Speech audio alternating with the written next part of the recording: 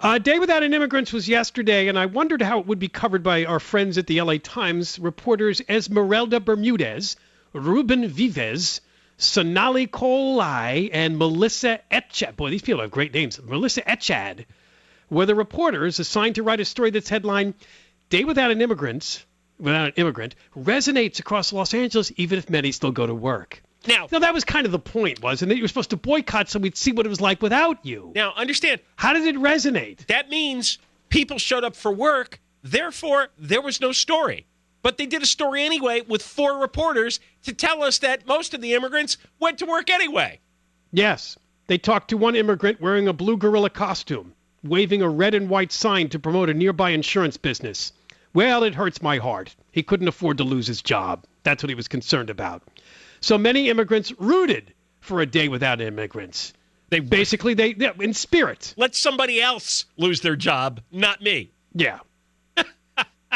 There was one immigrant group that told the LA Times they did not want to be part of the boycott because they were afraid that some of their immigrant people would lose their job.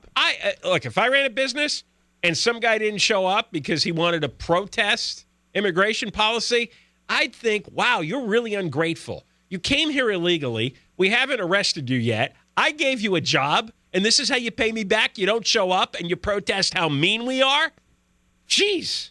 I'd call ICE on the guy. We got an email from a guy who's a superintendent of a construction site in Irvine, building 363 apartments in a 6-story apartment complex. See, there's that housing crisis. Yeah, He found out about the boycott a day before. He got a text from one of the workers. A normal day, we have 150 to 200 workers on site. 99% are immigrants. The fake news these immigrants are getting is insane.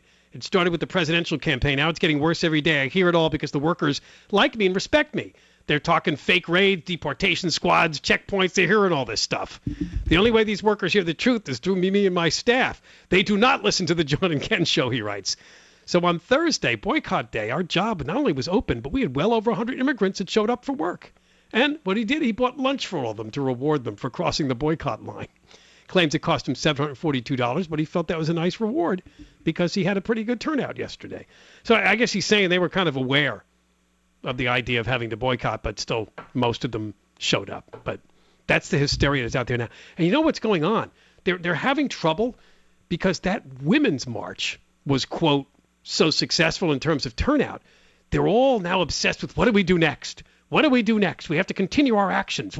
I know a day, and today, by the way, we'll talk about it next, is a general strike day. I'm not even sure what that means, but I didn't find this out till this morning. Yesterday was Day Without an Immigrant. Today's general strike. And when is it going to hit them that all this stuff changes nothing? Well, yeah, it's mindless energy. It doesn't affect anything at all. Wait about 3.5 years when you can vote again. I don't know what else to tell you. Well, 2 years for Congress. That might make a difference, but not for the presidential race for a while till 2020. All right, when we come back, we'll talk about today's general strike. Many people listening right now are like, what? Yeah, you were supposed to boycott today, too, and protest and be involved. So you and I should have been on strike, huh? Well, yeah. Oh, I think I'm going home then.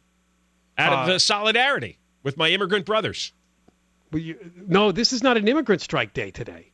You'll find out what it is. It's more all-encompassing than that. Everybody was supposed to strike. You're right. This is a strike for democracy day. All right, I'll go home for that then.